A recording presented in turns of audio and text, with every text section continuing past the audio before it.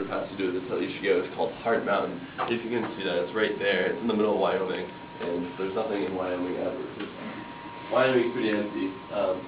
So it's kind of been, they sort of chose all the big relocation camps, the big triangles, to put them in the middle of nowhere on purpose, so that they weren't near any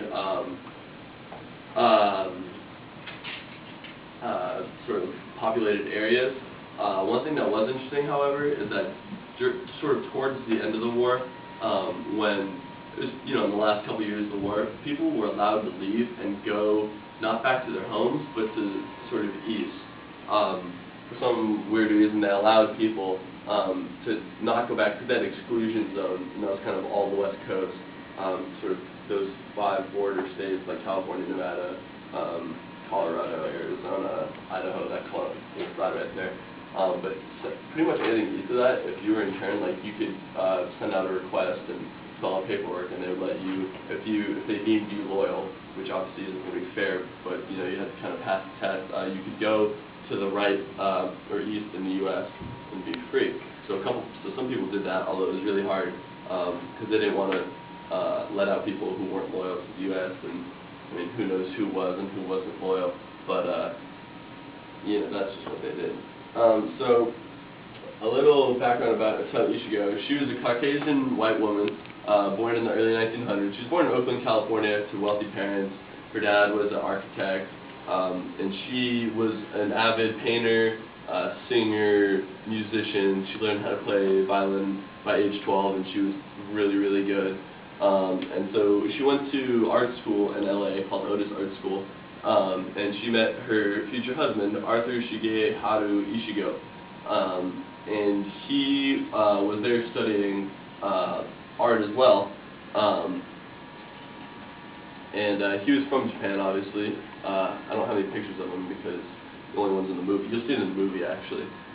They were married in 1928 because they just fell in love, and they didn't really think that the difference in backgrounds would make a big difference. But at the outbreak of the war, she was sort of faced with a choice. Does she leave her husband and she can stay home because she is Caucasian and white, there's no Japanese blood in her, or she had the option of going with her husband to Heart Mountain Camp because they forced him to be interned. So she decided to go to the camp because she loved her husband very much, and in the movie you kind of, it's documented, but you can sort of tell that they never really wanted to be separated ever. And she also thought it'd be a great opportunity to sort of document the time there, and sort of she knew kind of what an atrocity this was, or she thought what kind of an atrocity it was. So she thought it would be a great opportunity to document the horrors. She didn't know there were going to be horrors, obviously, but sort of situations in the camp and the life that they had to live for those couple of years. So life at Heart Mountain, that's a picture of Heart Mountain. It's like prison.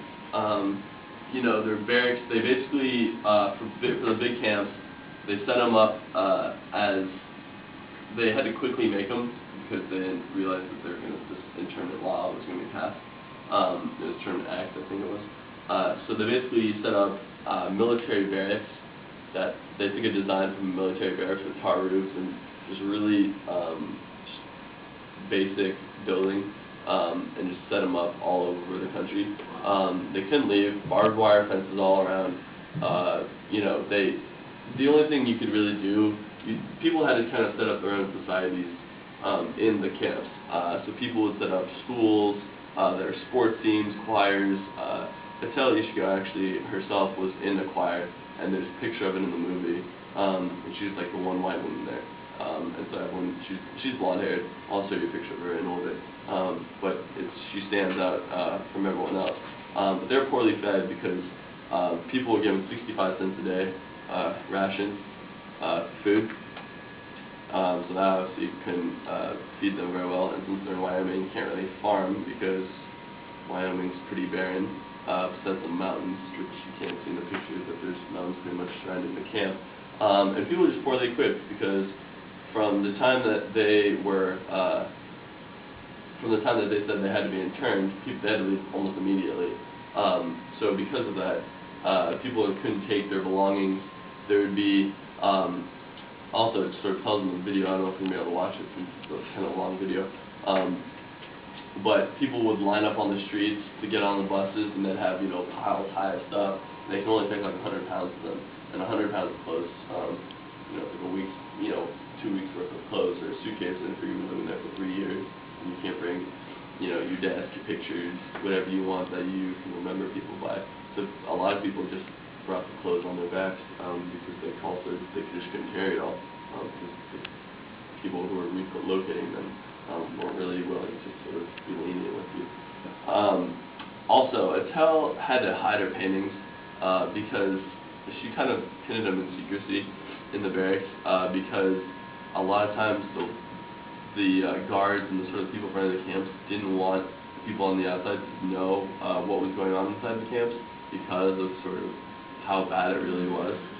So she sort of had to do that in secrecy, and she had a couple of them confiscated, but at the end they were given back to her.